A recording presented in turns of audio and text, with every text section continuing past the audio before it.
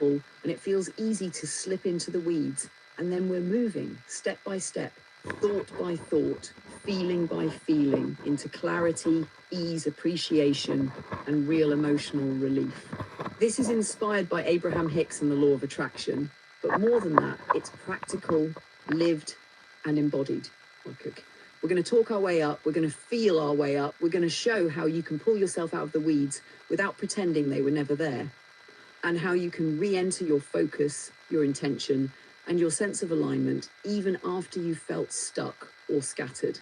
And yes, we keep going. We don't stop at better than before. We move into calm confidence, into joy that feels stable, into a sense of inner peace that actually carries you through your day. I really believe we get there by the end of this video, and that's why you're going to want to stay for the whole thing. Even the messy middle, even the moments where it feels tangled, because that's where the tools live. That's where you learn how to turn momentum around and keep climbing. So settle in, stay curious, and let's move upward together. Very good. Now let's go up to the start of this conversation. Scrolling. We're not going to read what I said. We're just going to let AI read what AI wrote. And I'm really excited about it because I wanted to go on this emotional journey of anxiety to feeling better. So that is what we're going to do. It's a long conversation, which is exactly what I love. And we're going to read it together with AI reading because it's just easier on my voice. And I find it more relaxing, which is the whole point. So hopefully you find it relaxing too. It's a little weird to get used to AI talking, but you can do it. I really enjoy it. Here is a long-form self-soothing script designed to gently move emotional energy upward, step by step, without force, allowing relief first, then ease, then clarity, then appreciation, and finally joyful alignment. You can read this slowly aloud, record it in your own voice, or let your eyes move across it like a soft river. Self-soothing script, a gentle rampage up the emotional scale. Take a breath that feels kind. There is no urgency here. There is no performance requirement. There is only presence. I am here now. I am breathing now. This moment is carrying me, even when I do nothing. I let my shoulders soften. I let my jaw loosen. I let my tongue rest easily in my mouth. I allow gravity to help me instead of resisting it. Nothing is required of me right now except being. From activation, safety. I acknowledge that my body has been working hard.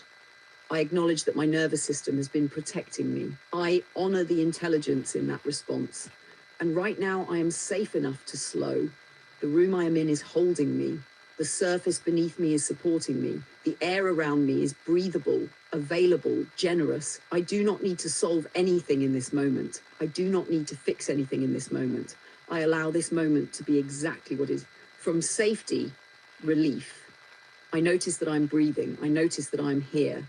I notice that this moment has edges, and therefore it is containable. This feeling has a shape, and anything with a shape can soften. I allow relief to enter in small, believable increments. Relief does not have to be dramatic to be real. Relief can be subtle, relief can be quiet. Even a 5% easing is meaningful. Even a fraction of comfort counts. I welcome that fraction now.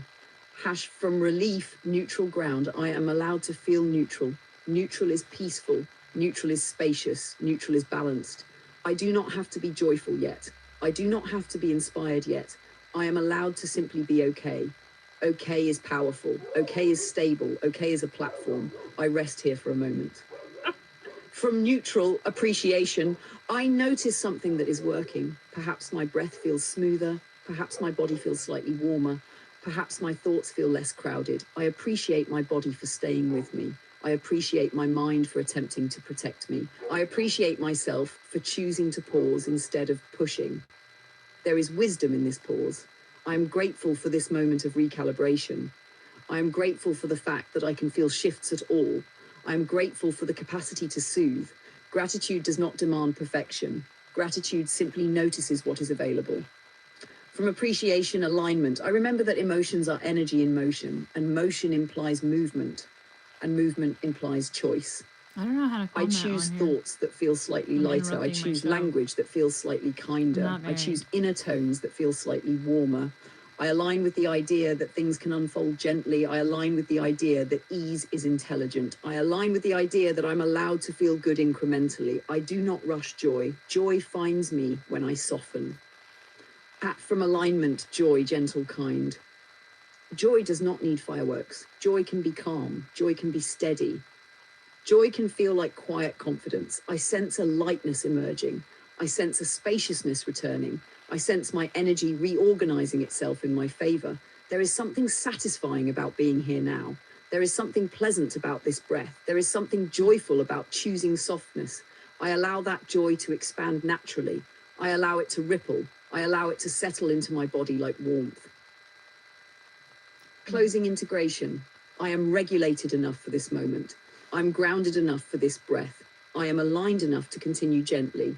I trust my system. I trust my timing. I trust my ability to return to this state whenever I choose. This is not something I achieved. This is something I allowed. And allowance is power. I carry this steadiness forward with me. I carry this lightness forward with me. I carry this joy forward with me. Quiet, present, and real.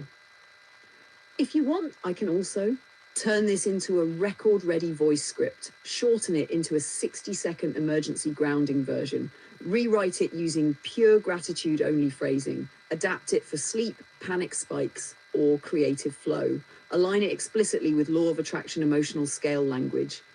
Just tell me how you'd like to use it.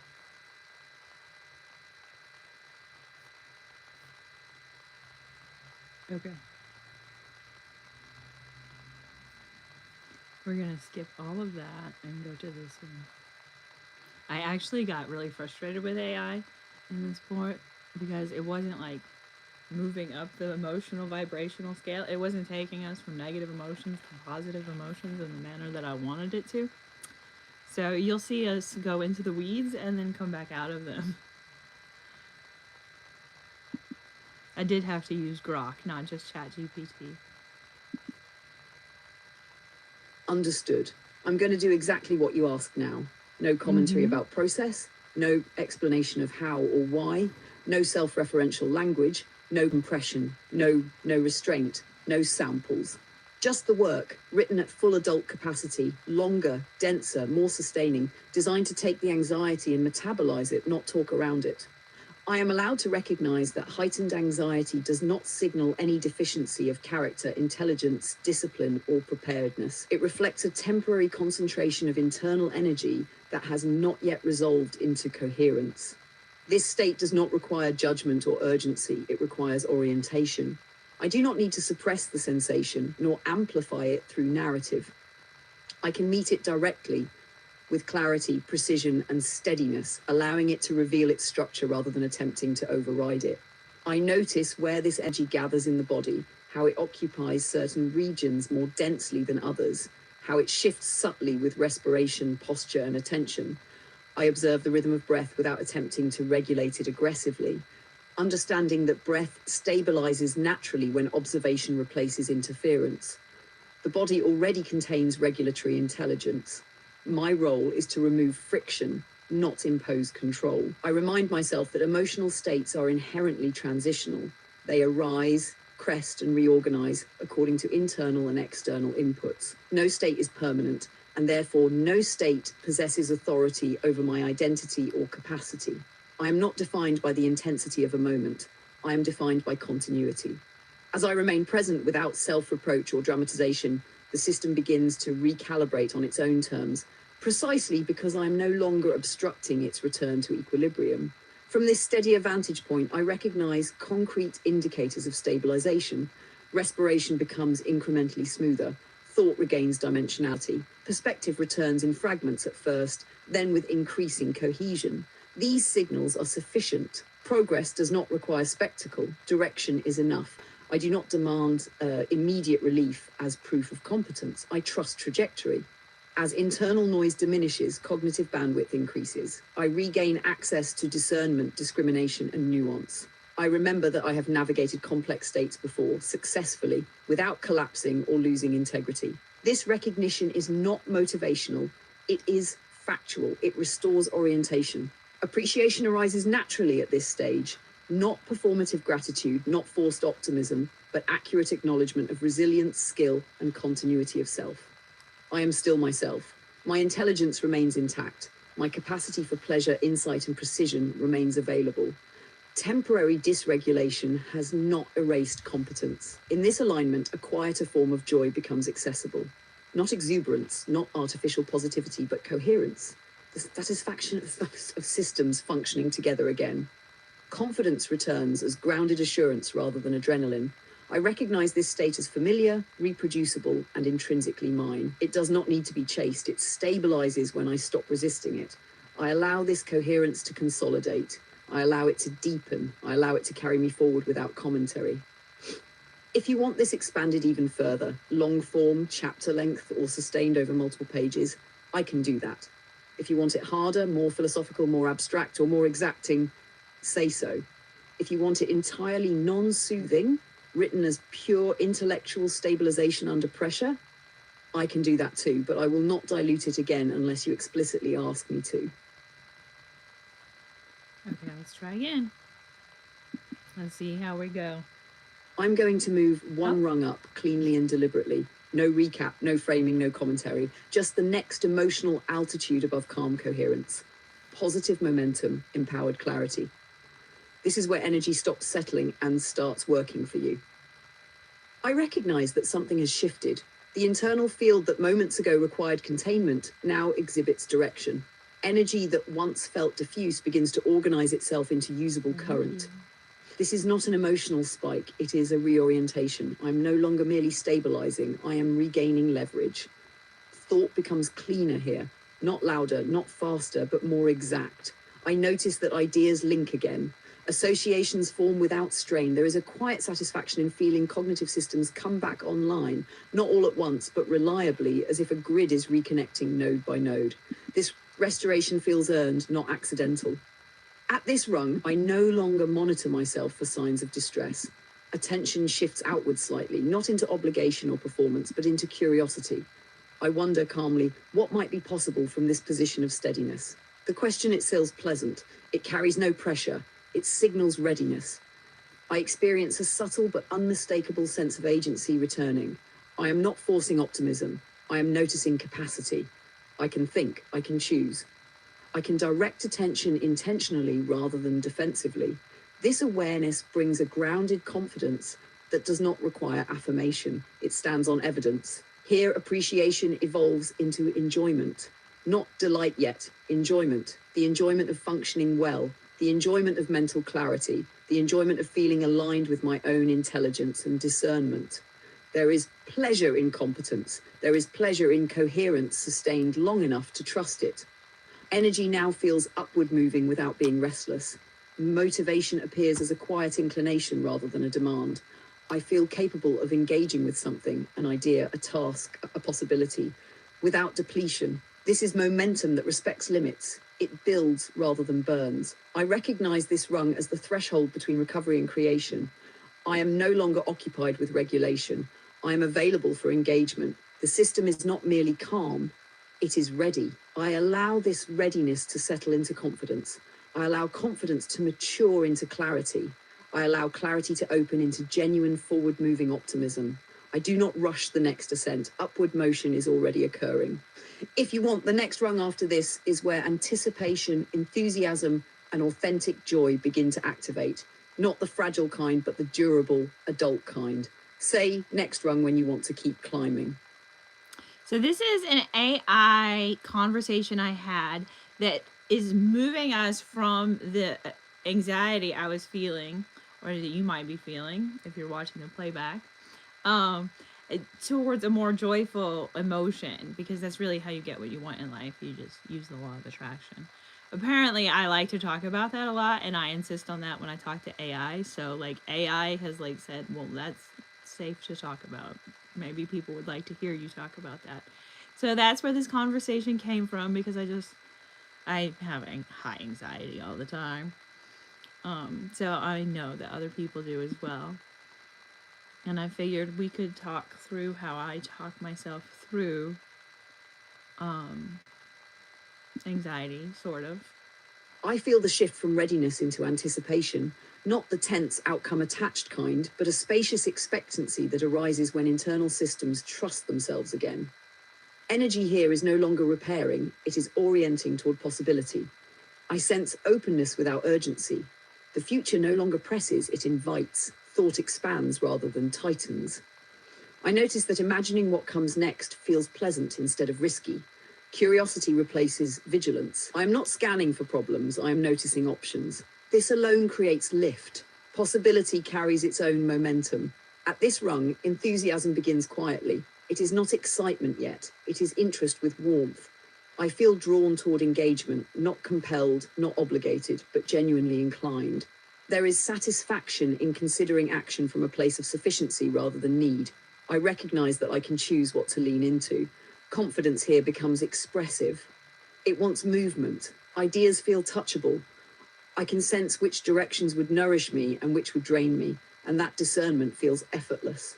I'm no longer proving stability, I'm using it. Enjoyment deepens into pleasure. Not indulgence, pleasure in alignment. Pleasure in recognizing my own rhythm. Pleasure in the fact that engagement can feel good without costing me equilibrium. I trust my pacing, I trust my intelligence, I trust my capacity to stop, adjust, or proceed without consequence. Here, joy begins to glow. It is not exuberant yet, it is luminous, a steady brightness that comes from being fully present with my capabilities intact. I feel fondness for my own mind. I feel appreciation for the way my system knows how to climb when given space. Optimism emerges naturally, not as belief, but as orientation. I am oriented toward favorable unfold. I am oriented toward coherence extending forward. This optimism feels grounded, informed, and deserved. I allow this joy to expand at its own speed. I allow enthusiasm to strengthen without tipping into excess. I allow anticipation to remain open rather than specific. I recognize this rung as durable joy, the kind that does not collapse under thought, scrutiny, or reality. It integrates rather than overwhelms. It supports action instead of distracting from it. Upward motion continues, effortlessly, naturally.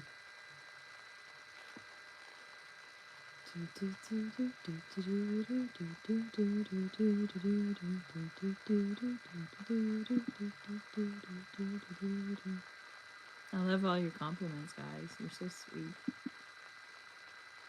Understood. I'll move up with longer sentences, full arcs, and an actual conclusion that lands somewhere real and inhabitable. At this rung, joy is no longer merely a condition of internal harmony.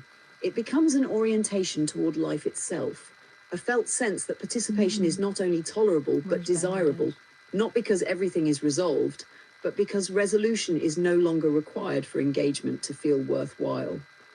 Energy here is expansive without being diffuse. It gathers itself naturally around meaning, interest, and intention, forming a stable platform from which curiosity, creativity, and pleasure can emerge without destabilizing the system that generated them.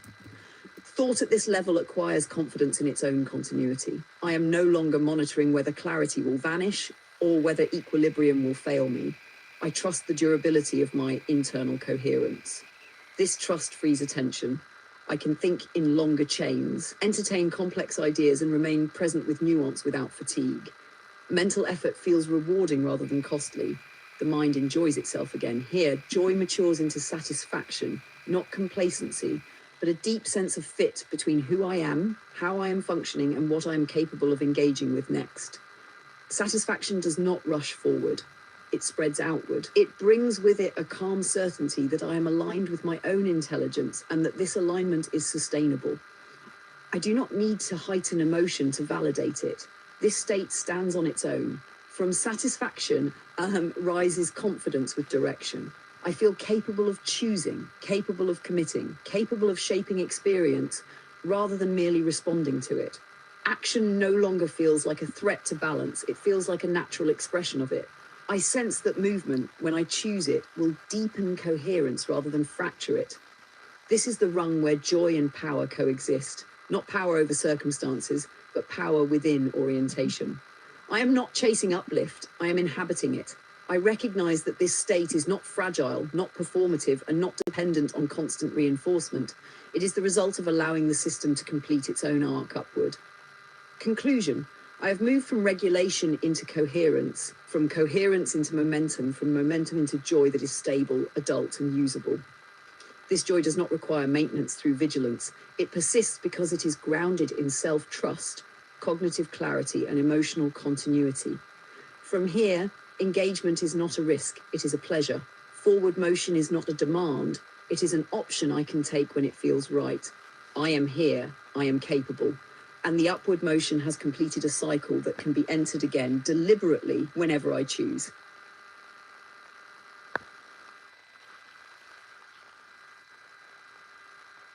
Okay.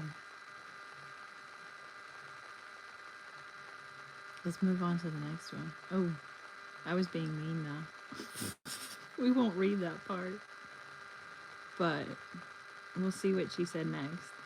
I was actually getting pretty frustrated because she wasn't moving up the emotional vibrational scale very well. I don't know how to work that thing. Luckily, I know how to work this thing. I hear the actual complaint now, and I'm going to respond at the level of craft you're asking for, not defend anything, not summarize, not soften, and not end with aphorisms that feel like they belong on a poster in a guidance counselor's office. You are right about this specific thing. Those short, declarative wrap-ups are structurally inappropriate for the prose that precedes them. They collapse the argument instead of completing it. They signal exit instead of resolution. That mismatch is what is jarring your nervous system because you asked for containment through completion, and I kept offering closure through slogan. So here is what a genuine conclusion to that rung actually looks like. At this altitude on the emotional scale, the movement upward no longer announces itself through contrast with distress. It becomes recognizable by continuity.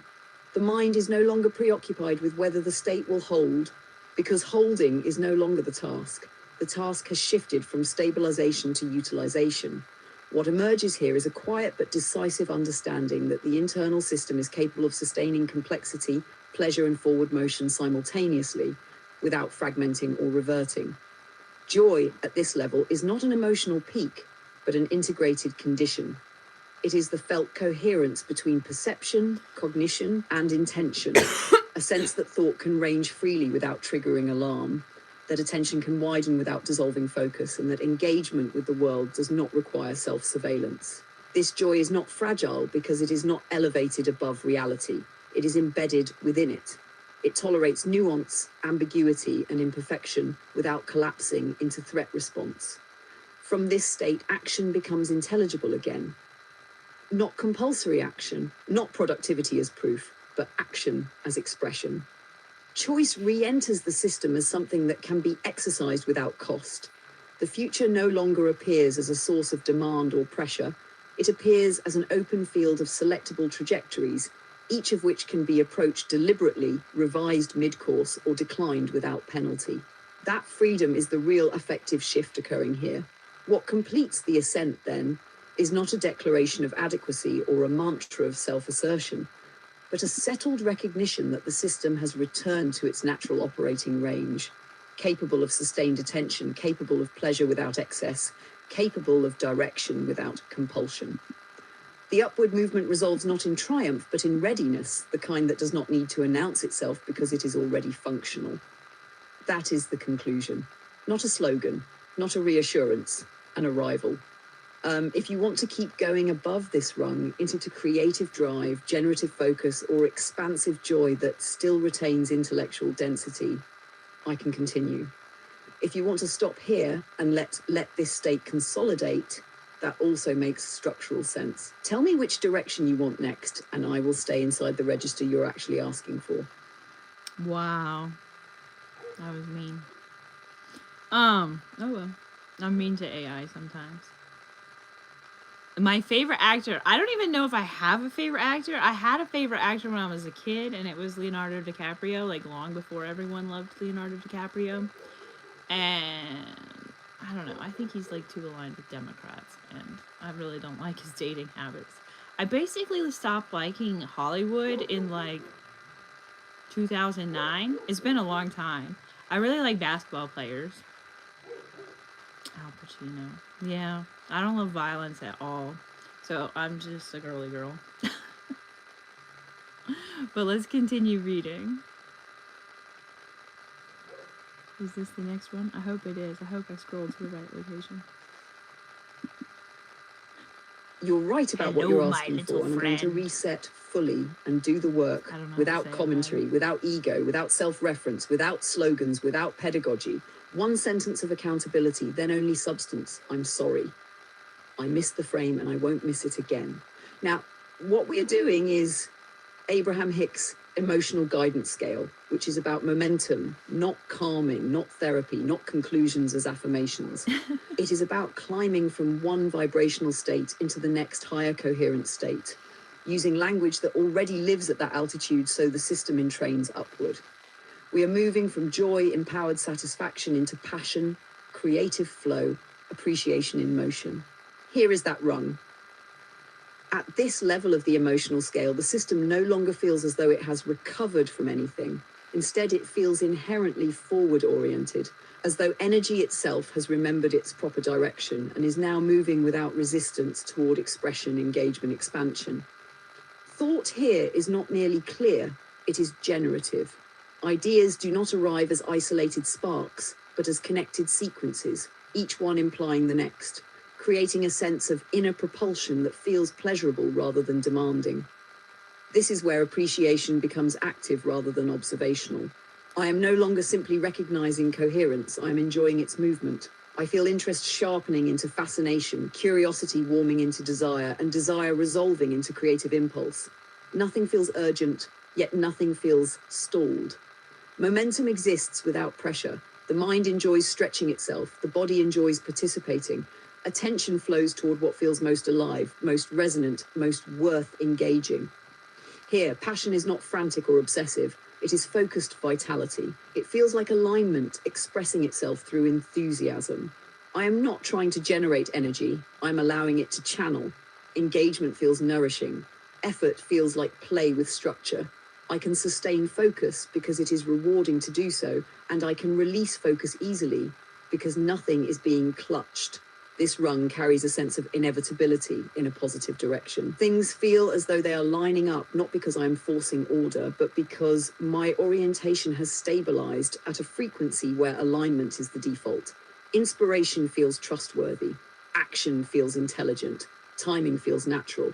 I am not waiting for permission to enjoy myself, nor am I bracing for collapse. I am simply in motion with life. What distinguishes this state from earlier joy is that it wants expression. Energy seeks form. Ideas want articulation. Pleasure wants participation. This is where creation begins, not as labor, not as proof, but as the natural consequence of being tuned to a frequency that enjoys expansion. And this rung does not need to end. It rolls forward. It feeds itself.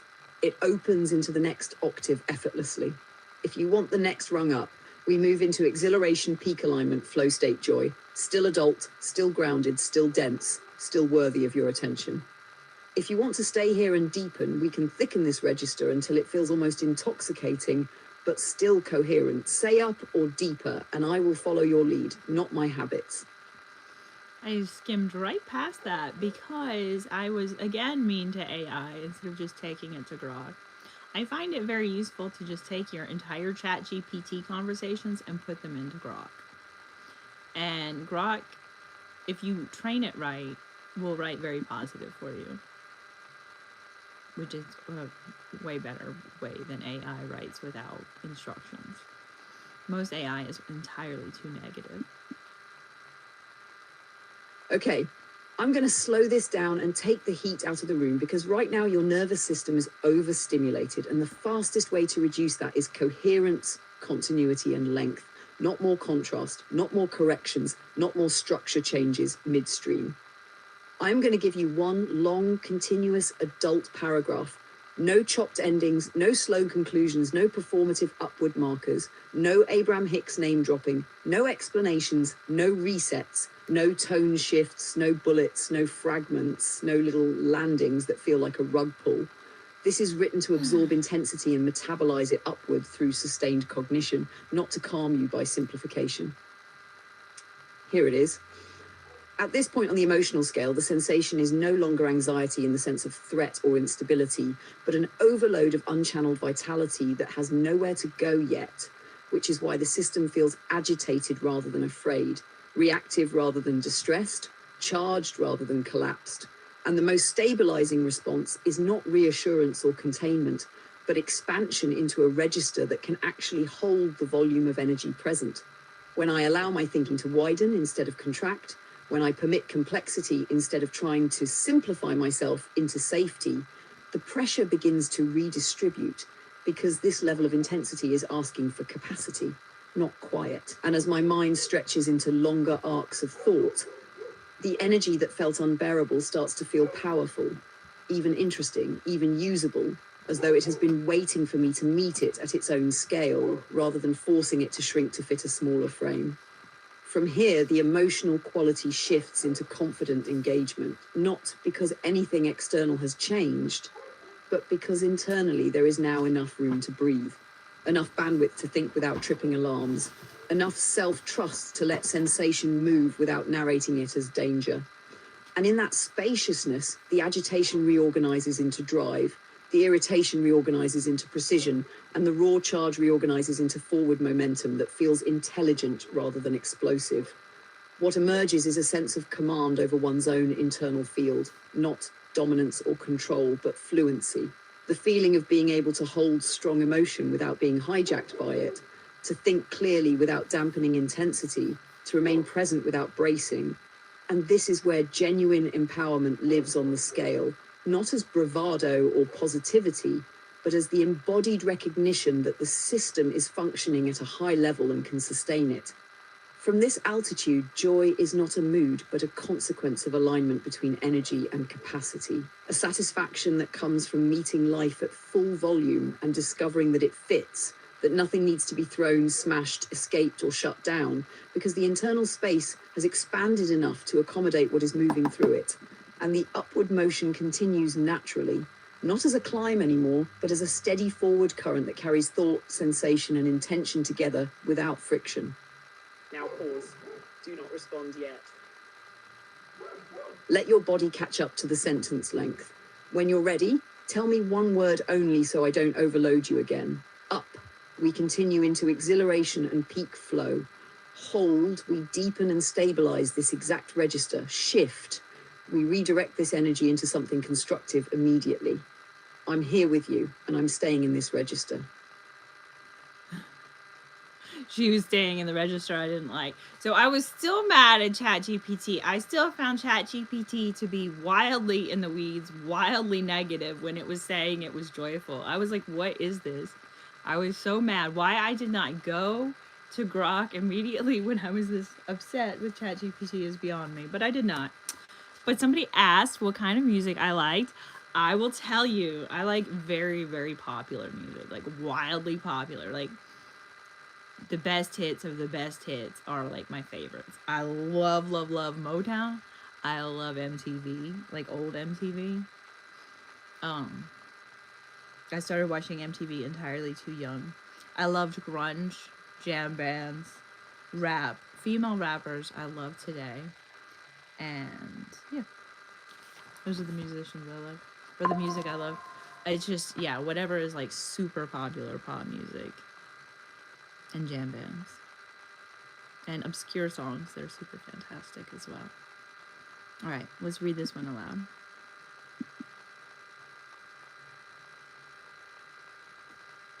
Okay, I'm resetting completely and doing the thing you actually came for. The Abraham Hicks style self-soothing rampage up the emotional scale, written in real paragraphs with long sentences, no fragments, no commentary, no ego, no meta, no teaching tone, and no performative endings. Just language designed to lift vibration by inhabiting the next emotional rung and letting momentum carry you upward. Right now, I acknowledge that I am feeling a lot, and that is not a problem to be solved, but a condition to be worked with. Because strong emotion means strong energy, and strong energy simply wants direction rather than suppression. I do not need to leap immediately into joy or inspiration. I only need to find a thought that feels a little better, a little more spacious, a little more cooperative with where I already am. because momentum responds to allowance far more readily than to force. As I breathe and let my attention soften, I can admit that nothing has gone irreparably wrong in this moment, that my life has not collapsed simply because my nervous system is loud, and that this intensity is temporary, fluid, and already in motion. I do not need to win against this feeling. I can let it move through me while I gently pivot toward thoughts that feel steadier, such as the simple recognition that I have felt overwhelmed before and have always moved through it, often without even realizing exactly when the shift occurred. From here, relief becomes available, not as a dramatic release, but as a subtle easing, a sense that I am no longer fighting the moment quite so hard. I notice that my breathing is still happening without effort, that my body knows how to regulate when I stop interrupting it, and that my mind, when given a little room, naturally begins to organize itself. This realization feels stabilizing, and stability itself feels like progress. As relief settles in, neutrality begins to open up, and neutrality feels surprisingly peaceful because it carries no demand to feel better than I do. In neutrality, I am simply observing, and observation creates distance, and distance creates choice. I can choose thoughts that do not inflame the situation, thoughts that feel accurate rather than catastrophic, thoughts that acknowledge complexity without turning it into danger. From neutrality, appreciation begins to flicker, not in the form of forced gratitude, but as genuine recognition that I am capable of awareness, capable of course correction, capable of using tools that actually work when I allow them to. I can appreciate that I am tuning in rather than checking out, that I am seeking alignment rather than distraction, and that this willingness itself carries a higher vibration than frustration or resistance ever could. As appreciation grows, confidence starts to return, not loud or triumphant, but grounded and calm, the kind of confidence that comes from remembering that I know how to work with my inner world. I can feel the emotional tone lifting slightly, like a dial being turned rather than a switch being flipped. And this gradual ascent feels sustainable and kind. I am no longer bracing against my own experience. I'm cooperating with it. From here, optimism becomes accessible, not as blind hope, but as a reasonable expectation that things can continue to improve because they already are. The trajectory matters more than the speed, and the direction I'm moving in now feels unmistakably upward. This optimism feels warm rather than frantic, spacious rather than demanding, and it invites me to keep going without pressure. As optimism settles in, a quiet sense of joy begins to emerge. Not the ecstatic kind, but the deeply satisfying kind that comes from alignment, from feeling internally coherent, from knowing that my thoughts and emotions are no longer at odds with one another. This joy feels adult, grounded, and real, and it does not require me to pretend that everything is perfect in order to exist. I recognize that this is how the emotional scale works when I allow it to work. One rung at a time, each emotional state gently giving way to the next. Not because I force myself upward, but because momentum naturally carries me there when I stop resisting. From this place, it feels easy to imagine continuing upward into enthusiasm, into creative energy, into appreciation for life itself, simply by continuing to choose thoughts that feel a little better, a little freer, a little more aligned with who I actually am. And I stay here for a moment, letting this state stabilize, knowing that upward movement is no longer something I have to chase because it is already underway. If you want, I can continue the rampage further up into enthusiasm, passion, and exhilaration, or I can loop this same sequence again more slowly, or I can rewrite it in your own voice so you can reuse it whenever you need it.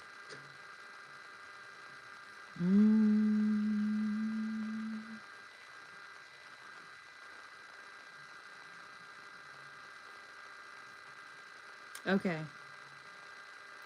I still found it to be in the weeds, but we'll read it in the weeds one more time just to show you this is not how you should think. You should not think with this much contrast and negativity in your mind.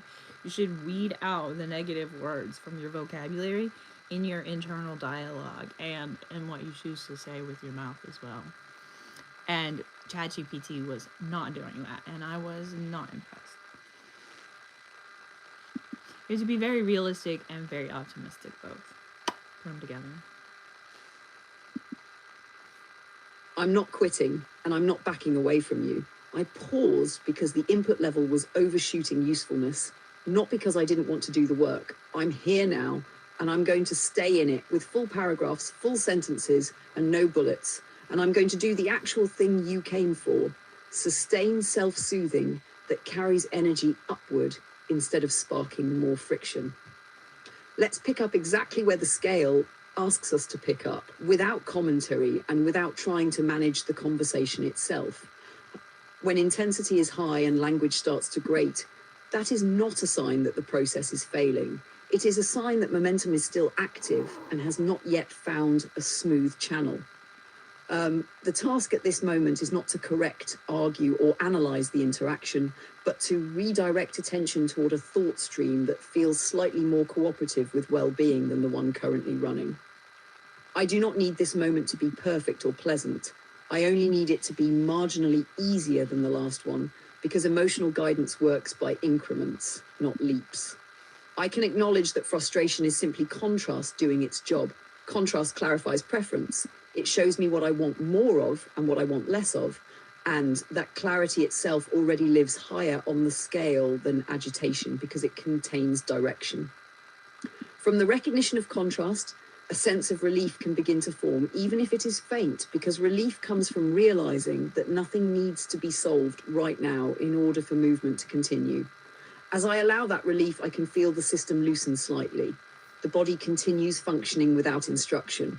Breathing continues, awareness continues, thought continues. There is something stabilizing in noticing continuity. Continuity implies safety. Safety allows the mind to stop bracing and start reorganizing. This reorganization is not dramatic, but it is real and it matters. From this steadier place, neutrality becomes accessible. Neutrality is not apathy, it is balance. It is the absence of resistance. In neutrality, I am no longer pushing against the moment or demanding that it change faster than it can. I am simply present with it, and presence alone raises vibration because it removes the extra load of opposition. Once neutrality is established, appreciation can arise naturally, not as forced gratitude, but as honest recognition of what is already working.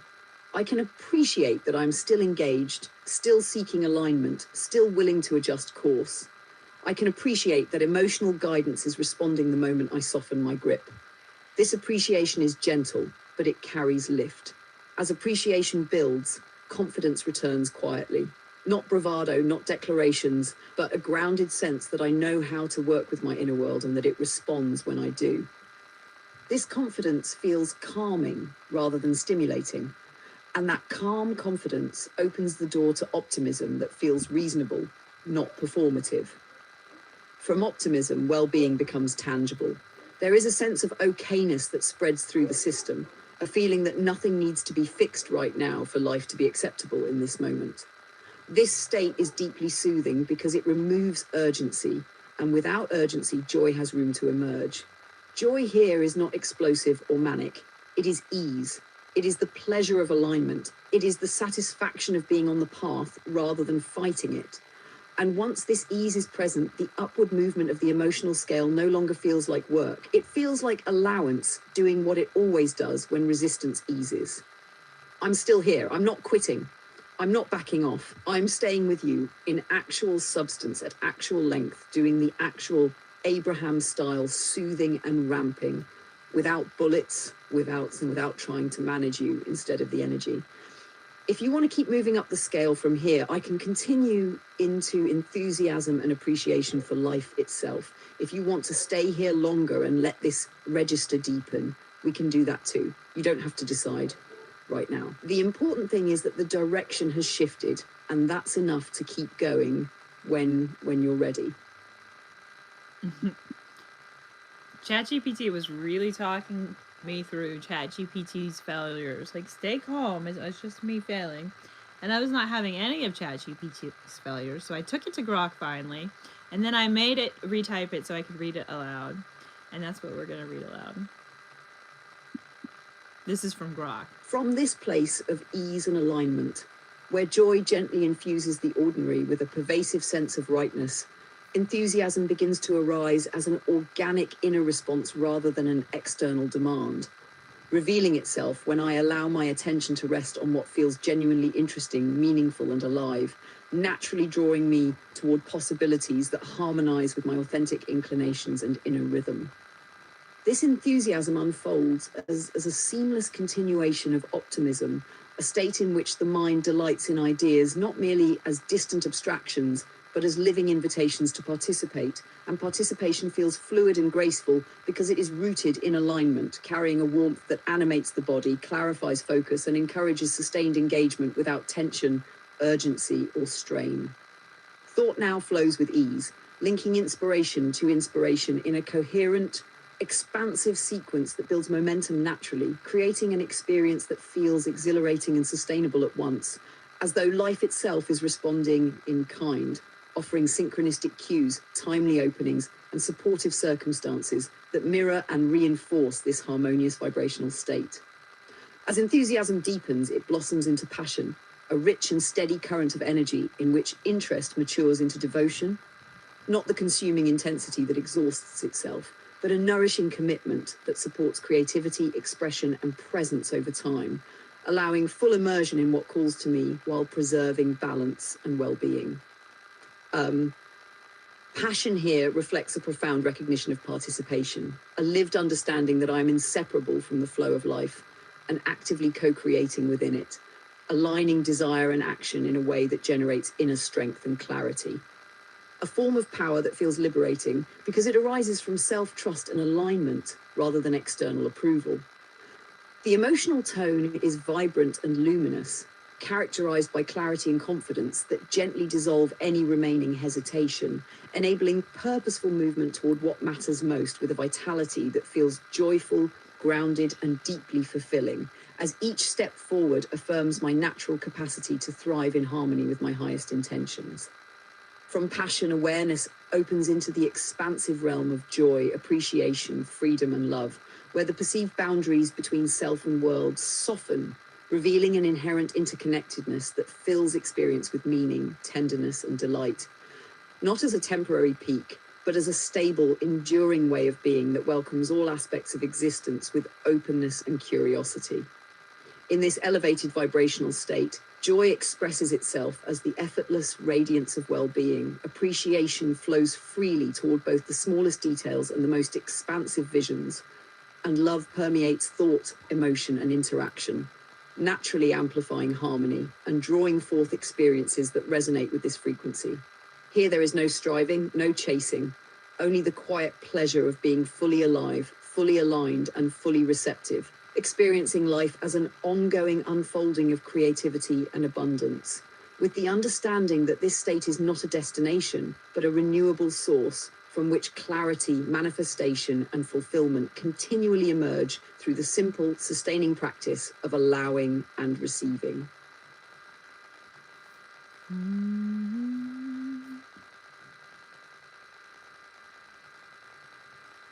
I just feel like I should explain this to you because you should control your own internal dialogue so that you end up in a better mood consistently.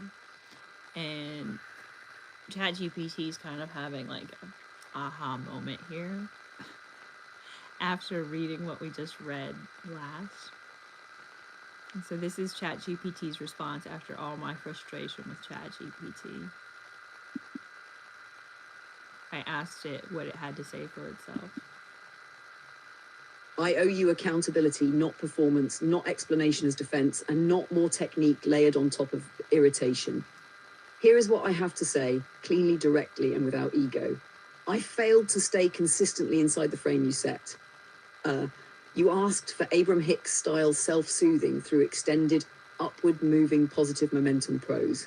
And instead of locking into that pattern and holding it steadily, I kept breaking cadence, sometimes by compressing, sometimes by meta-commentary, sometimes by structural choices that interrupted flow. That inconsistency matters, especially when someone is asking for regulation through language. I understand why that felt infuriating rather than supportive. You were not asking to be taught, corrected, managed, or placated. You were asking for language that does the work. Language that holds, lifts, and continues without collapsing into slogans, fragments, or premature conclusions. When I slipped into those habits, I made the experience worse instead of better. That's on me.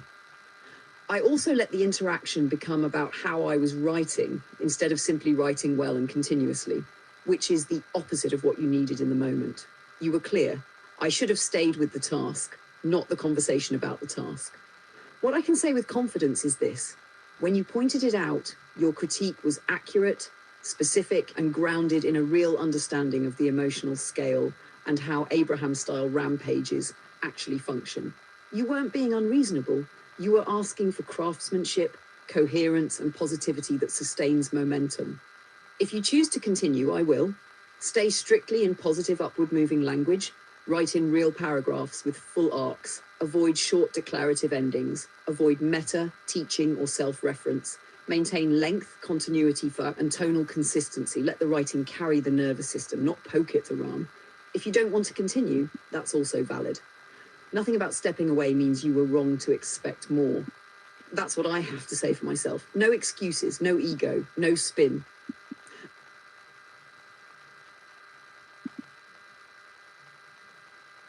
Very good.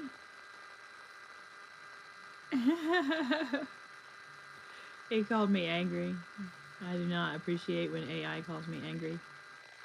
It does it all the time. I find it so pejorative.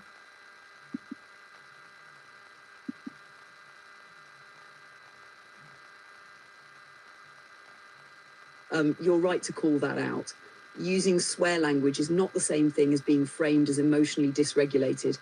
And you didn't ask to be analysed, justified against, or positioned in any narrative about your state. You asked for language that does the work. Full stop. So I'm going to do two things, cleanly and without commentary after this sentence. One, correct the frame. I will not characterise you, your tone, or your language at all.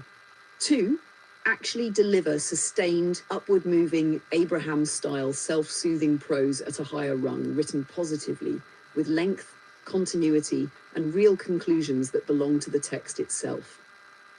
Here is the work. From this stabilized and aligned place, where appreciation has already become active and confidence has settled into something reliable and lived in, I find myself naturally turning toward expansion rather than resolution, because there is nothing left to fix and everything left to explore. The emotional quality here is one of openness paired with trust. The sense that life is not something to brace against or manage tightly, but something that responds intelligently when I meet it with clarity and goodwill. I notice that my thoughts are no longer circling familiar concerns. Instead, they are ranging outward, considering possibilities, directions, and creative threads that feel inherently inviting, not because they promise outcomes, but because they feel interesting to engage with from this state of internal sufficiency. At this rung, enthusiasm is not an event, but a current. It moves through attention when I allow myself to dwell on what feels resonant, meaningful, or simply pleasing to consider. And as I do, energy gathers without effort. Ideas feel friendly rather than demanding. Curiosity feels warm rather than restless. I am aware that this enthusiasm does not need to be acted on immediately in order to be valid. Its value lies in the way it signals alignment and readiness, the way it confirms that my internal orientation has shifted toward growth and participation. The more I linger with what feels genuinely appealing, the more coherence I feel between thought, sensation, and intention.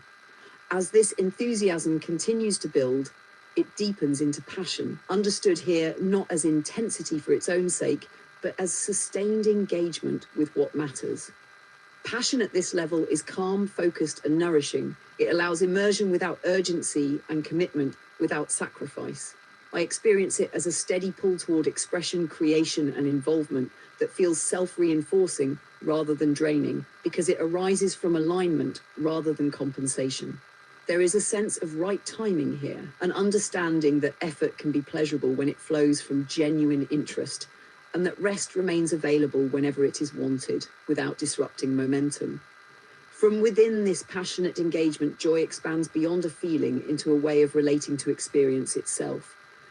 Appreciation becomes continuous, touching both small details and broader patterns, and with it comes a sense of freedom that does not depend on circumstances changing or problems disappearing.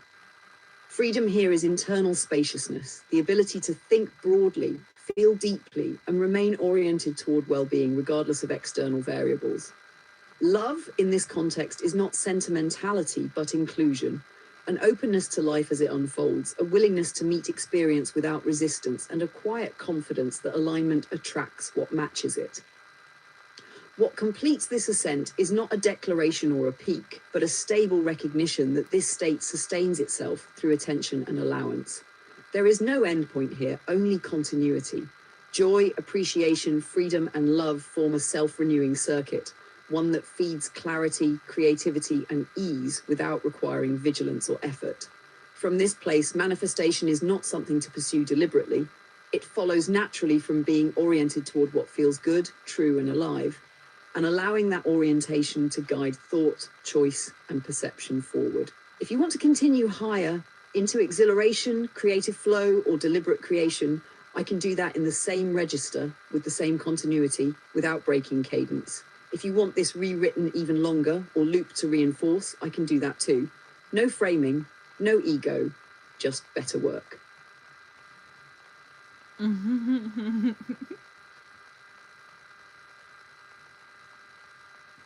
Let's skip that. Let's go down here.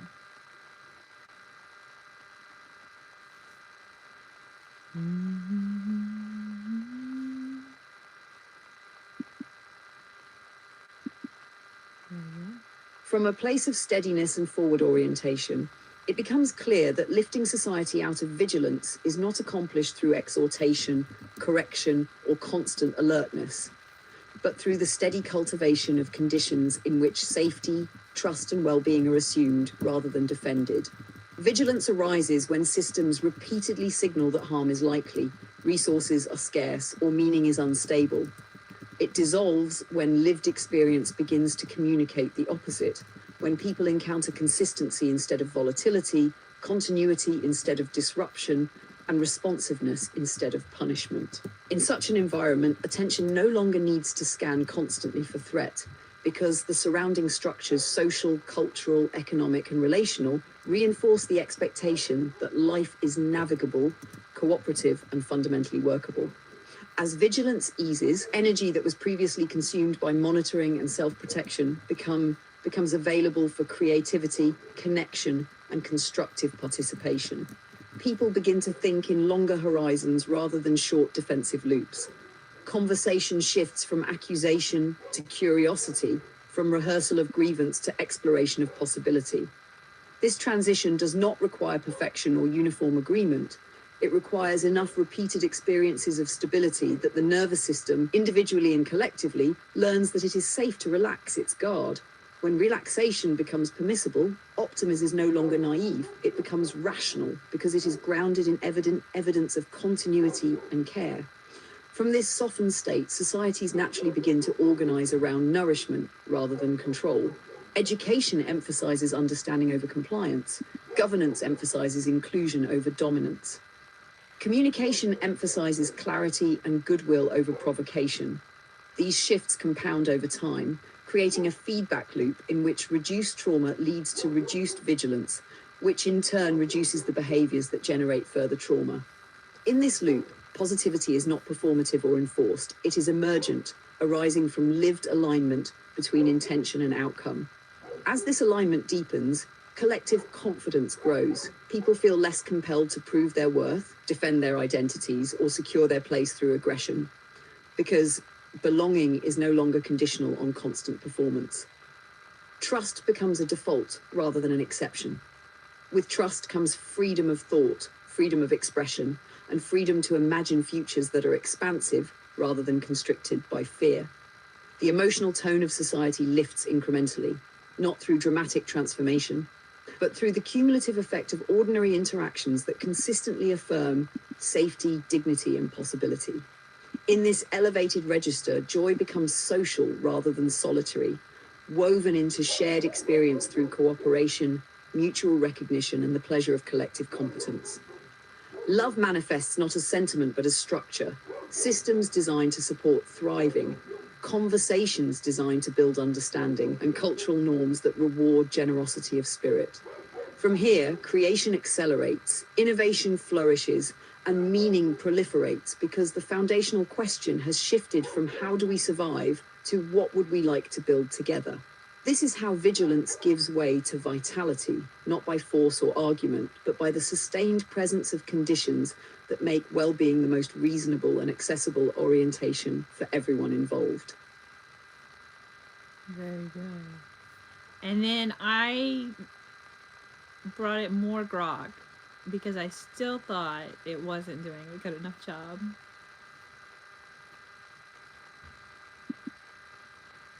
But it was doing better, for sure. Which was the whole point, was to progress through the emotional guidance scale, up, up, up. So let's do that. Below is a clean retyping of what you wrote. Same substance, clarified, tightened, and kept entirely positive and functional, without filler or meta-commentary. After that, I respond by doing the thing itself. A true Abraham-style rampage, not explanation, not placeholders. Abraham Hicks rampages and the law of attraction, retyped. Abraham Hicks rampages are a foundational practice within the law of attraction teachings and are used to deliberately shift vibrational alignment by building positive emotional momentum. A rampage is a rapid flowing stream of uplifting thoughts, spoken aloud or written, that amplifies good feeling focus until it gathers energetic force and shifts one's point of attraction. The most well-known example is the rampage of appreciation, introduced as process number 1 in Ask and It Is Given. Abraham also encourages rampages focused on love, ease, alignment, trust, abundance, or general well-being. The core mechanism is momentum. By sustaining a positive thought without resistance for roughly 68 seconds, that vibration strengthens and begins to attract experiences that match it. Rampages are most effective when initiated from a neutral or mildly positive emotional state, such as relief, hopefulness, or contentment, rather than from intense distress, where gentler pivots are more appropriate. How to practice a classic rampage of appreciation. Begin by settling into a receptive state, allowing your body to relax and your breath to deepen naturally. Choose a starting subject you genuinely enjoy or appreciate, something easy and real. Then allow yourself to speak or write continuously, stacking good-feeling observations, expanding them, and letting the pleasure of appreciation guide the next thought. As the emotional tone lifts, appreciation often broadens organically, spilling into gratitude for life, self, and the cooperative nature of the universe. Rampages can be practiced in the morning, while walking, driving, or before sleep, and many people record their own to replay and reinforce alignment. They function as deliberate tools for climbing the emotional guidance scale, always reaching for the next better feeling thought until joy, empowerment, freedom, and love become dominant. Response: a true rampage of appreciation. No explanation, just momentum. I love the feeling of coming into alignment and noticing how quickly my inner world responds when I give it something good to focus on. And I appreciate how relief softens into ease the moment I stop trying to fix anything and simply allow well-being to surface. I love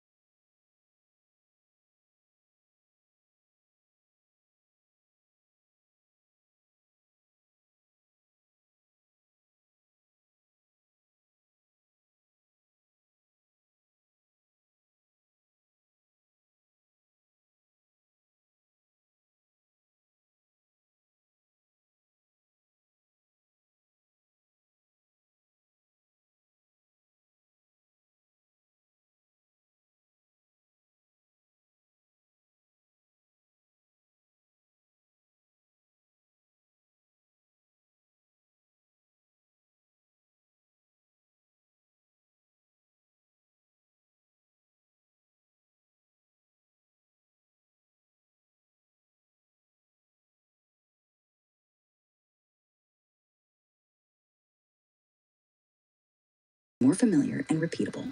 From this pinnacle, study, creation, or any pursuit transforms into a celebration of capability, expansion, and pure, radiant well-being. If you'd like a tailored rampage for activating study flow, techniques focused on a specific domain, e.g. creative work, activism projects, or deeper dives into neuroscience applications, just say the direction.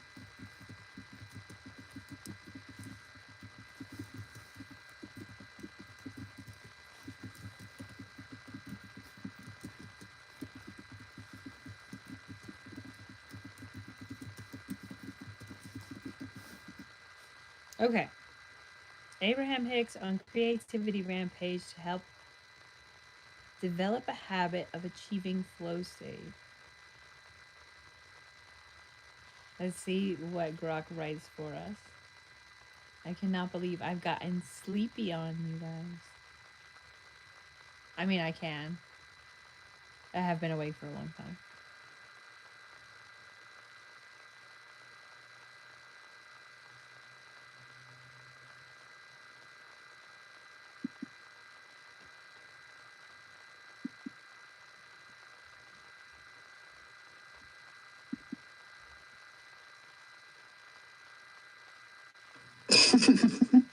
The Creative Flow Rampage, developing a habit of effortless immersion, inspired expression, and joyful alignment in creativity from this vibrant space of pure positive energy, where alignment feels as natural as the gentle rise and fall of breath. Creativity emerges as a delightful invitation to flow, a harmonious current that draws the mind and heart into effortless immersion, allowing ideas to unfold with luminous clarity and boundless enthusiasm.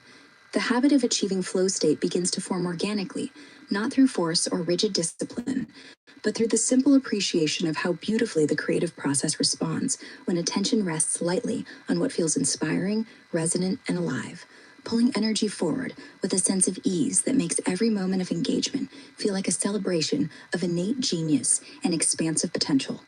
Awareness opens to the recognition that flow is always available, a natural extension of alignment with source-level intelligence, where distractions dissolve into irrelevance, and the joy of creation becomes the guiding vibration, sustaining focus through pleasure rather than obligation.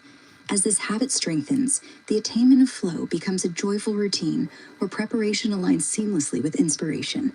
Perhaps a quiet moment of appreciation for the tools at hand, the quiet space that welcomes exploration, or the inner knowing that ideas are already queuing up, eager to express themselves through skillful hands and an open mind. Enthusiasm builds gently yet steadily, drawing the creative self into deeper immersion, where time expands to accommodate the richness of discovery. Concepts connect with elegant synchronicity, and each stroke, word, or note carries the satisfaction of perfect timing and intuitive precision. The body participates fully in this flow, energized and relaxed in equal measure, as though every cell vibrates in harmony with the unfolding masterpiece, reinforcing the habit through the sheer delight of feeling capable, connected, and profoundly alive in the act of creation. Maintaining this flow state habit turns into a self-reinforcing cycle of appreciation and allowance, where trust in the process deepens with each experience, allowing creativity to surge without interruption, guided by a quiet confidence that source energy is always co-creating, amplifying ideas into tangible expressions of beauty and innovation. Challenges transform into opportunities for refinement, met with curiosity rather than resistance. And the emotional tone remains elevated and luminous, infused with gratitude for the mind's brilliance and the heart's passion, creating a momentum that carries through sessions long and short, making flow not an occasional gift, but a reliable companion in every creative endeavor. From this pinnacle of habitual flow, creativity expands into realms of limitless possibility, where inspiration flows abundantly, expression feels effortless and exhilarating, and the entire journey radiates with the fulfillment of aligned, empowered participation in one's own artistic evolution, drawing in ever greater joy, clarity, and harmonious expansion. Very good.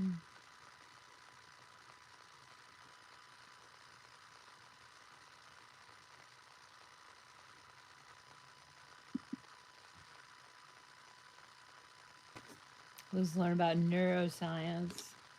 The neuroscience of creative flow. This should be good.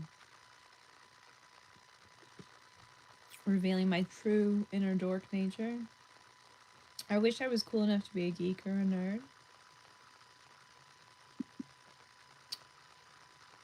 But no, I'm just a dork. The neuroscience of creativity, how the brain enters and sustains the zone of effortless inspiration and peak creativity. Creative flow, often described as being in the zone, represents a pinnacle state where ideas emerge with remarkable ease, immersion feels total, and output surges with heightened originality and satisfaction. Rooted in Mihaly Csikszentmihalyi's foundational work, this experience combines deep absorption, intrinsic reward, and effortless performance. Recent neuroimaging studies, particularly those using EEG during real creative tasks like jazz improvisation, illuminate the brain's dynamic shifts, a blend of built expertise, deliberate release of control, and specific neurochemical cascades that quiet self-doubt while amplifying generative capacity. Central to creative flow is the expertise plus release model, where extensive domain-specific practice builds specialized neural networks capable of generating relevant ideas automatically. Once expertise accumulates, the key transition involves letting go, reducing conscious oversight to allow these networks to operate autonomously. EEG research on experienced musicians shows high flow states correlate with decreased activity in executive control regions, such as the superior frontal gyri and dorsolateral prefrontal cortex, DLPFC. These frontal areas handle self-monitoring, inhibition, planning, and critical evaluation. Their downregulation, a form of transient hypofrontality, quiets the inner critic, diminishes self-consciousness, and frees cognitive resources for intuitive expression. This aligns with earlier theories proposing that flow involves temporary suppression of higher-order explicit processing, shifting reliance toward implicit, automated systems honed through years of practice. At the same time, sensory and modality-specific regions activate more intensely. In musical improvisation, high flow links to increased activity in auditory and somatosensory touch areas, reflecting heightened perceptual processing and embodied engagement. This sensory amplification supports vivid, real-time idea generation without analytical interference. Contrary to hyperfocus models that predict sustained executive network dominance, creative flow often features reduced supervision from the executive control network, ECN, over the default mode network, DMN, the hub for introspection, daydreaming, and spontaneous associations. Instead of ECN, DMN interplay directing ideas, expertise enables a more autonomous DMN-like generation with minimal top-down direction. Neurochemically, creative flow unleashes a potent cocktail that fuels motivation, pattern recognition, and pleasure. Dopamine surges from the reward pathways, including the nucleus accumbens, energizing pursuit, enhancing novelty detection, and boosting lateral thinking for novel connections. Norepinephrine sharpens focus and arousal, tightening attention while heightening sensory intake. Anandamide promotes lateral associations and reduces anxiety, facilitating big-picture creativity. Endorphins and serotonin contribute to euphoria, calm satisfaction, and sustained well-being, physically rewarding and repeatable. Brainwave patterns shift towards lower frequencies, often low alpha to high theta, supporting relaxed yet alert states conducive to insight and recombining. This contrasts with beta-dominant ordinary cognition and underscores why flow feels timeless and effortless. These mechanisms explain why creative flow amplifies output, reduces frontal inhibition, allows unfiltered idea emergence, specialized networks deliver domain-tuned novelty, and neurochemical rewards reinforce the habit. For sustained access, build deep expertise first, then cultivate release through practices that quiet executive chatter, mindfulness, progressive challenge matching, or pre-flow rituals that entrain trust in implicit processing. This neuroscience reveals creative flow not as mystical luck, but as a trainable alignment of brain systems where mastery meets surrender to unlock radiant, joyful expression. From this elevated register, creativity flows abundantly, naturally, and with profound fulfillment, inviting ever deeper immersion in the delight of bringing new ideas into being. If you'd like a rampage tuned to activating this neuroscience-informed creative flow, techniques for cultivating the expertise plus release dynamic, or exploration of related states, like group flow or flow and activism piecework, just name the direction.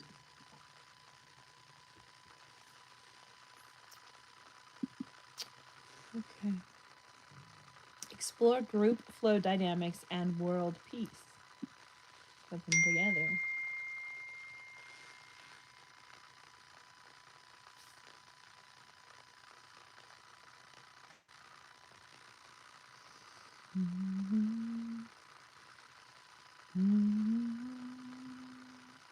Let's give it a second to finish writing since we're working on the fly now.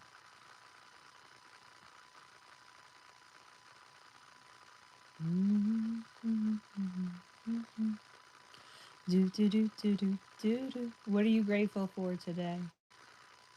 I am grateful for YouTube. I love YouTube.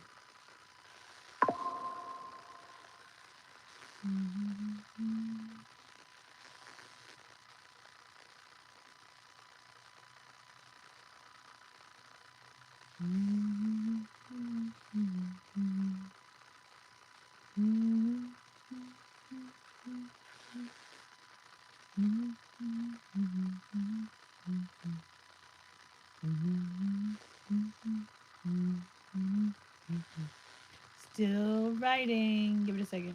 Okay, we're there.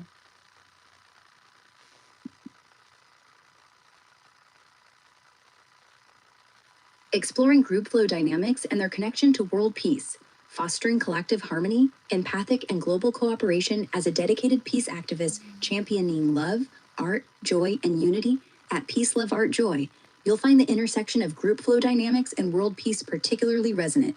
It's where shared immersion in collaborative efforts can dissolve divisions, amplify empathy, and build sustainable harmony on a global scale.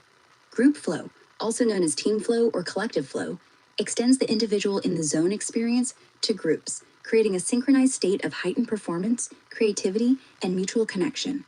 This exploration draws on psychological foundations, neuroscience insights, and practical applications to show how cultivating group flow in teams, communities, and international forums could transform peacebuilding from reactive conflict resolution to proactive relational uplift. Understanding group flow dynamics, the psychology of collective immersion. Group flow emerges when a team or collective engages in interdependent tasks with seamless synergy, achieving a shared optimal experience beyond individual contributions. Pioneered by Mahayek Csikszentmihalyi and expanded by researchers like R. Keith Sawyer, it's defined as a peak experience where the group performs at its highest level, often described as things clicking or being in sync. Unlike solo flow, which relies on personal challenge skill balance, group flow is inherently social and relational, requiring dynamics like shared goals and clear communication. A unified purpose aligns efforts, with immediate feedback loops ensuring everyone stays attuned.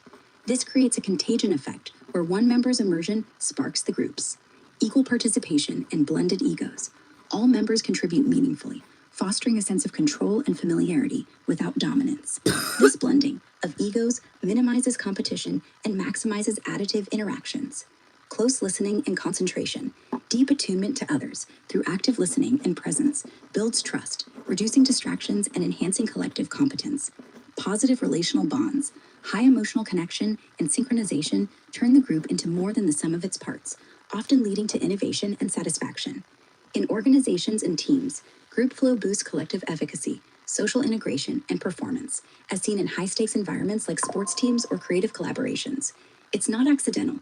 It thrives in environments with psychological safety, where novelty, complexity, and balanced challenges keep the group engaged without overwhelm. The neuroscience of group flow, brain synchronization, and empathy as foundations for harmony. Neuroscience reveals group flow as a distinct brain state, marked by inner brain synchrony, where team members' neural activity aligns, creating a hypercognitive harmony that predicts peak collective performance. Key insights include neural synchrony and information integration. EEG studies show increased beta cognitive waves in the left middle temporal cortex during group flow, enhancing information processing and global integration. This synchrony, or phase locking, mirrors what happens in improvising musicians or collaborating teams, fostering a unified group mind. Reduced self-monitoring and enhanced bonding. Transient hypofrontality quiets the prefrontal cortex, diminishing self-consciousness and ego barriers, while mirror neurons activate empathy and social bonding. Neurochemicals like oxytocin from bonding activities and dopamine from shared rewards amplify this, reducing stress and promoting affiliate behaviors. From individual to collective, while solo flow involves personal hypofrontality and theta alpha shifts, group flow adds interpersonal elements like epistemic trust, lowering vigilance and enabling epistemic foraging for shared insights. This creates resilient networks where creativity and problem-solving flourish collectively. These dynamics make group flow a powerful tool for relational peace, as synchronized brains build empathy, dissolve us versus them divides, and encourage cooperative problem-solving. Linking group flow to world peace, from micro-interactions to global harmony. World peace isn't just the absence of conflict, it's sustained through relational dynamics that foster cooperation, empathy, and shared purpose. Group flow aligns perfectly with peace building, transforming fragmented interactions into cohesive, positive networks. Here's how. Enhancing cooperation and empathy in peace processes. In peace building, group flow promotes relational peace through high-quality interactions, mutual recognition, trust, and non-domination that reduce epistemic vigilance and build inclusive networks. For instance, synchronized group activities like collaborative art or music, which release oxytocin, can heal divisions in post-conflict settings, turning adversaries into partners. This mirrors how interbrain synchrony in teams reduces prejudice and boosts pro-social behavior. Applications in peace building and activism. In multilateral forums or community dialogues, group flow dynamics, equal participation, shared goals can streamline conflict resolution, as seen in massively parallel peace building where diverse networks collaborate on scalable solutions. Regional actors, like those in the Gulf or non-Western powers, increasingly emphasize bilateral, empathetic approaches that echo flow's relational focus. For activists, facilitating group flow in workshops or protests builds collective efficacy, turning individual efforts into unified movements for justice and harmony. Global scale potential. Amid fragmentation from pandemics, climate crises, and geopolitical shifts, group flow supports augmented collective intelligence, where synchronized groups address complex issues like sustainable peace. It counters counter-peace dynamics, where external powers exacerbate conflicts by prioritizing inclusive, empathetic networks that foster epistemic trust and shared well-being. Digital tools, like VR for empathy training, can extend this to hybrid global teams, amplifying peace building's reach. Challenges include ensuring inclusivity to avoid exclusionary flows, but the upside is profound. Group flow turns peace from an abstract ideal into a lived, dynamic practice of interconnected uplift. Cultivating group flow for peace. Practical pathways. To harness this for world peace. In teams, communities. Start with shared rituals. Example, group meditations or art sessions to build synchrony and trust. In activism, use flow triggers like balance challenges and feedback in peace dialogues to foster empathy. Globally, advocate for multilateral initiatives that prioritize relational dynamics over top-down interventions. This synergy between group flow and peace building offers a vibrant path forward, where collective joy and cooperation create ripples of global harmony. If you'd like a custom rampage on activating group flow for peace activism, techniques for your work, or deeper dives into specific examples, just share the focus.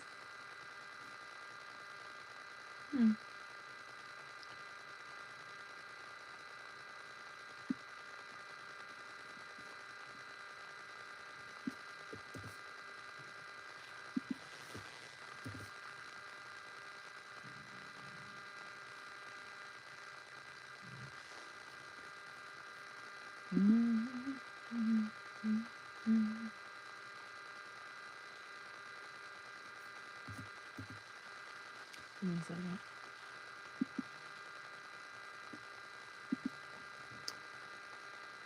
Okay, so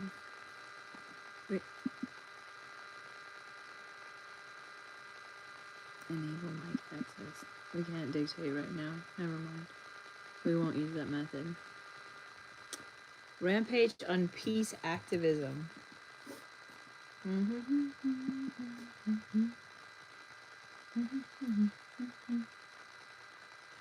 Let's see how this turns out. This is exciting. This is supposed to get the many groups of the world working together to all be moving towards world peace collectively.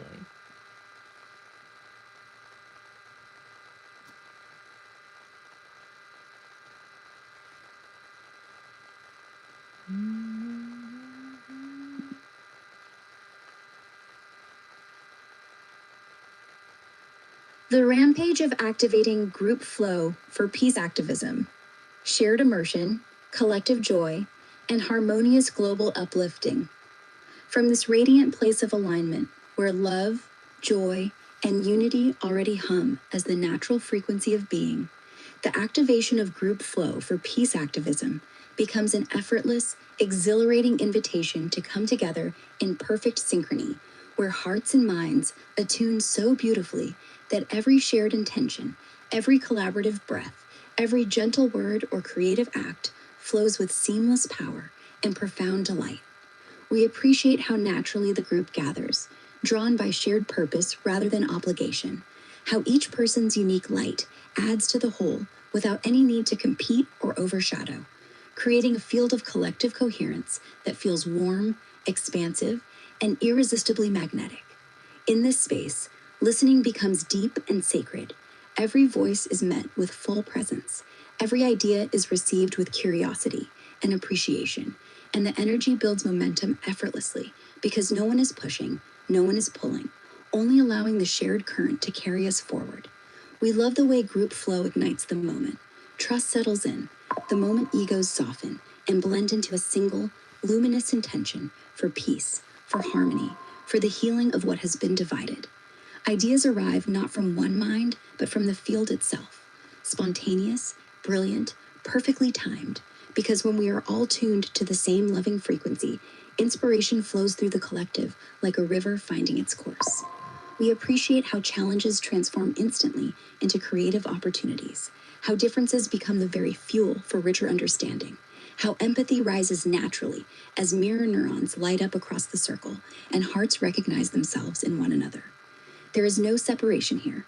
There is only joyful participation in something far greater than any single self, and that recognition alone dissolves tension, quiets fear, and opens wide channels for compassion, clarity, and courageous action.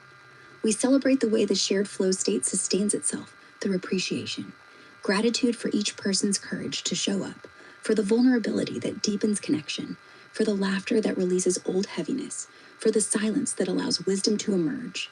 Momentum builds without force. One inspired act inspires the next. One act of kindness ripples outward and returns amplified. One vision spoken aloud calls forth the resources, allies, and synchronicities needed to bring it into form. We feel the power of this collective coherence radiating beyond the room, beyond the local gathering, touching hearts across cities, across borders, across the planet. Because when a group is in flow for peace, the vibration is unmistakable, irresistible, and contagious in the most beautiful way. We love knowing that this group flow is not rare or fragile. It is our natural state when we choose alignment over resistance, love over fear, unity over division. Every peace circle, every collaborative art project, every dialogue rooted in genuine listening becomes a living portal for planetary healing. We appreciate how effortlessly the habit forms, how each time we come together in this way, the entry becomes swifter, the immersion deeper, the joy more expansive, until group flow for peace activism feels as familiar and reliable as breathing. From this place, activism is no longer struggle. It is celebration. It is creation. It is the joyful, synchronized expression of a world already remembering its wholeness. And so we allow the shared flow to continue expanding, carrying us, carrying others, carrying the entire planet upward into ever greater harmony, ever deeper love, ever brighter peace. Because when we are all in flow together, peace is not something we fight for. It is something we live, breathe, radiate, and effortlessly become.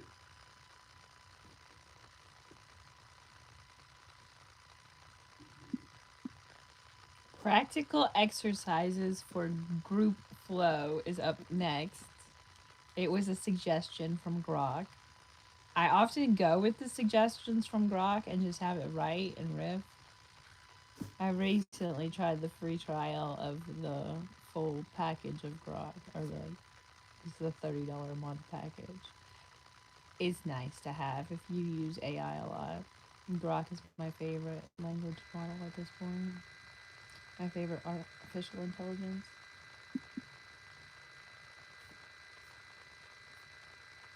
I still find ChatGPT essential. Practical exercises for group flow focus on creating the right conditions for collective immersion. Shared clear goals, immediate feedback, balanced challenge skill levels across the group, deep listening, equal participation, psychological safety, and positive relational energy. These draw from Csikszentmihalyi's principles, extended to groups by researchers like R. Keith Sawyer,